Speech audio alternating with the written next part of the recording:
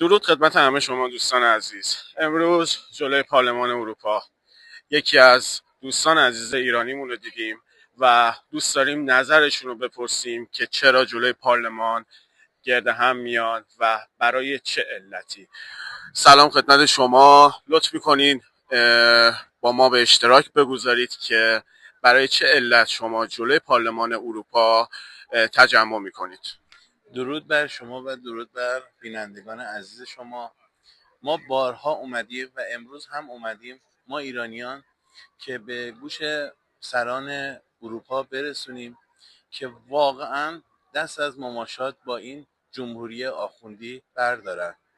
ما ازشون اصلا کمک نمیخوایم، حداقل مماشات نکنن، حداقل حمایت نکنن و اجازه بدن مردم ایران بعد از 47 سال خودشون تصمیم بگیرن و یه جمهوری دموکراتیک، یک دموکراسی رو در مقام بیارن.